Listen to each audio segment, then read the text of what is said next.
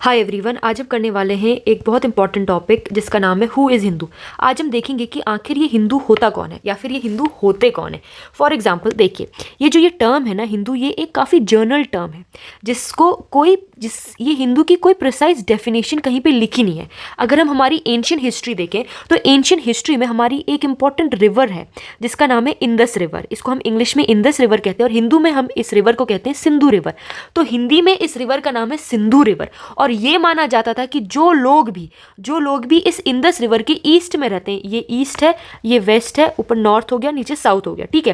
तो ये माना जाता था कि जो लोग भी इस इंदस रिवर के ईस्ट में रहते हैं, इंदस रिवर के ईस्ट में जो भी लैंड है, अब वो लैंड तो आज का इंडिया है, तो जो इंदस रिवर के ईस्ट में लैंड है उसमें रहने वाले लोगों को हिंदू बोला जाएगा।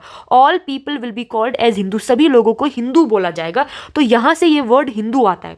लेकिन अगर हम प्रेजेंट कॉन्टेक्स्ट में देखें तो अभी हमने under the Hindu marriage act या फिर हिंदू जो एक्ट है उसका सेक्शन 2 में हमने डिफाइन कर रखा है कि हिंदू कौन है। तो जब हम कह रहे हैं कि यहाँ पे ये पूरा लैंड जो है इसमें रहने वाले लोग ही हिंदू हैं, फिर हम उन्हें डिफाइन भी कर रहे हैं। तो ऐसा क्यों? ऐसा इसलिए क्योंकि कुछ समय के बाद क्या होता है ना कि बहुत सारे और रिलीजन भी आ जाते हैं, जैसे कि मुस्लिम्स, क्रिश्चियंस, ज्यूज, पारसी। तो जब ये इतने सारे रिलीजियस अलग अलग धर्मों के लोग आने लगते हैं, फिर हमें डिफाइन करना पड़ता है कि हिंदू होगा कौन। इनिशियली तो क्या है, जो लोग भी इंदस रिवर के ईस्ट में रह रहे हैं हम कहेंगे वो सारे हिंदू हैं। तो हिंदू जो है वो एक लैंडमास था पहले, लेकिन अब वो एक कम्युनिटी बन चुकी है, अब वो एक रिलीजन बन चुका है। कैसे? क्योंकि बहुत सारे और धर्म भी आ चुके थे, इसीलिए हमें फिर सेग्रीगेट करना पड़ा। अब हम देखेंगे हिंदू सेक्शन 2 में क्या डिफाइंड है। अगर आप सेक्शन 2 देखो of the Hindu marriage act 1955, तो वहां पे बता रखा है कि हिंदू कौन होंगे। पहला उसका जो ए पार्ट कहता है वो कहता है हिंदू बाय रिलीजन। हिंदू धर्म से हिंदू बाय रिलीजन कौन कौन हो सकता है? पहला, जो लोग भी वीर शैवाइट या फिर लिंगायत, ब्रह्म समाज, प्रार्थना समाज, आर्य समाज, इन सब के फॉलोवर्स को हम कहेंगे कि ये हिंदू हैं। मतलब कि हिंदुइज्म के अंदर भी इतने सारे सब सेक्शंस हैं और इन सब जो ये यहाँ पे मैंने 5 नाम दे रखे, इन सभी के फॉलोवर्स को हम लोग हिंदू मानेंगे। तो पहला पॉइंट ये है। दूसरा ये कहता है कि जो लोग भी, एनी पर्सन, यहाँ पे लिखा है कोई भी इंसान जो कि बुद्धिज्म, जैनिज्म या सिखिज्म, जो कि बौद्ध धर्म, उसके अलावा जैन धर्म और सिख धर्म के लोग हैं, उनको भी हम लोग हिंदू के अंदर ही काउंट करते हैं, ठीक है। तो वो लोग भी हिंदू कहलाते हैं। इसके अलावा इसके और 2 सब सेक्शन है। इसमें बोला गया कि ओरिजिनली जो लोग पहले से ही हिंदू थे, जैन थे, सिख थे और बुद्धिस्ट थे, वो लोग तो हिंदू के अंदर आएंगे ही आएंगे।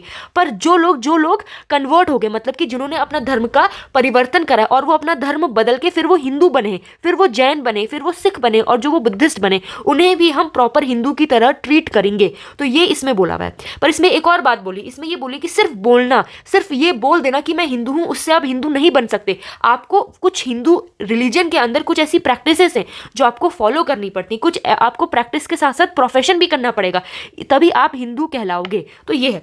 तीसरी चीज इसमें बहुत इंपॉर्टेंट है। देखो, सेक्शन 2 के अंदर ही 3 चीज थी। पहला कहा गया था जो लोग भी इन सबके फॉलोवर्स हैं वो लोग हिंदू बोले जाएंगे, जो लोग भी बुद्धिस्ट, जैन, सिख हैं उनको भी हम लोग हिंदू बोलेंगे। तीसरा ये बोला है कोई भी ऐसा इंसान जो कि मुस्लिम नहीं है, क्रिश्चियन नहीं है, पारसी नहीं है और जूइश नहीं है, अगर वो ये सब नहीं है तो भी वो हिंदू कहलाएगा।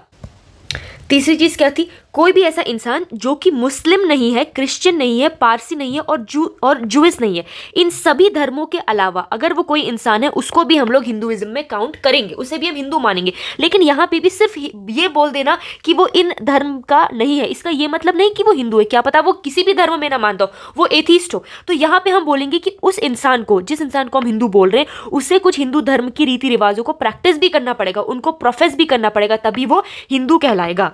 अब इसी सेक्शन 2 में 3 चीजें तो दी हैं, इसके अलावा 3 एक्सप्लेनेशन भी हैं। अब ये एक्सप्लेनेशन भी हमें देखने पड़ेंगे क्या है। देखो, पहला एक्सप्लेनेशन कहता है कोई भी ऐसा बच्चा, चाहे वो लेजिटिमेट हो चाहे वो इल लेजिटिमेट हो, मतलब कि वो वैध या फिर लीगल बच्चा, मतलब कि शादी के बाद अगर वो बच्चे का बर्थ हुआ है, वैलिड अगर शादी है उसके बाद वो बच्चे का बर्थ हुआ है तो हम उसको मानेंगे कि वो एक वैध बच्चा है। लेकिन कभी कभी लिव इन में रहते हैं लोग और उनके भी बच्चे होते हैं, तो उस पे हम उनको अवैध बच्चे मान सकते हैं।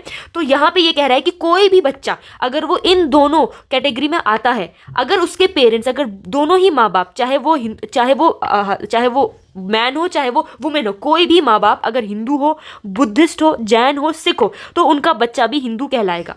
तो पहला पॉइंट क्या कहता है? कोई भी बच्चा, चाहे वो वैध हो चाहे वो अवैध बच्चा हो, दोनों ही कैटेगरी के बच्चों को अगर उनके पेरेंट्स, अगर उनके माँ बाप, और दोनों ही माँ बाप हिंदू हो, बुद्धिस्ट हो, जैन हो या सिख हो, तो वो बच्चा भी हिंदू कहलाएगा।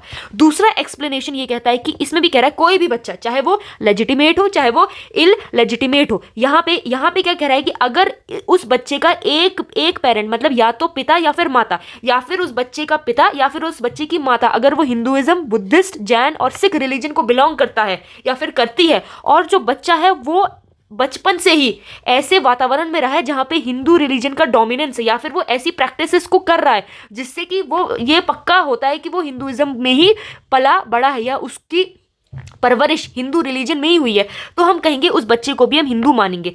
यहाँ पे क्या कह रहा है, अगर कोई भी माता पिता दोनों में से एक ही, भले ही एक हिंदू हो और दूसरा मुस्लिम ही क्यों ना हो, लेकिन बच्चा जो है वो हिंदू फैमिली में रहा है, उसने हिंदू रीति रिवाज को देखा है, तो उस बच्चे को भी हम हिंदू मानेंगे। लेकिन कंडीशन क्या दी है कि बच्चा जो है वो ब्रॉट अप एज हिंदू होना चाहिए। तो यहाँ पे बच्चा एज ब्रॉट अप मतलब कि बच्चा बचपन से ही एक हिंदू फैमिली में ब्रॉट अप होना चाहिए। इसका मतलब है कि उसका जो हिंदू फैमिलीज में संस्कार होते हैं, जैसे कि नामकरण संस्कार होता है, उस बच्चे का वो होना चाहिए। उसके बाद एक अगर वो बॉय है तो हमारे वहाँ उपनयन संस्कार होता है, जिसमें बच्चे को जनेऊ पहनाई जाती है किसी बॉय को। तो अगर वो उसने ये सारे संस्कार किए हैं तो फिर हम कहेंगे कि वो हिंदू है।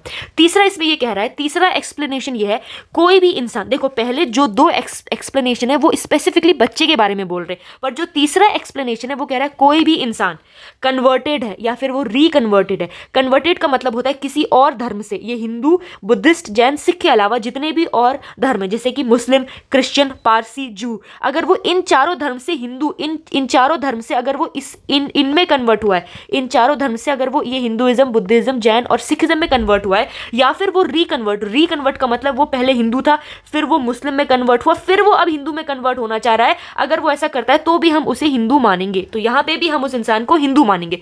तो ये जो ये पॉइंट दे रहे हैं, इससे हमें पता चलता है कि हिंदू क्या है। और अब हिंदू से रिलेटेड जितने भी लॉज हैं, चाहे वो हिंदू मैरिज एक्ट हो, चाहे वो हिंदू एडॉप्शन का एक्ट हो, चाहे वो हिंदू मेंटेनेंस का एक्ट हो, चाहे वो सक्सेशन का हो, इनहेरिटेंस का हो, अगर वो सेक्शन 2 के अंदर हिंदू की डेफिनेशन में आता है तो उसमें ये सारे के सारे एक्ट लागू होंगे। तो एप्लीकेबिलिटी ऑफ हिंदू लॉ क्या है कि अगर वो सेक्शन 2 के अंदर आता है तो जितने भी और हिंदू से रिलेटेड लॉज हैं वो उस इंसान पे लागू होंगे। ये सब इसमें बताया है।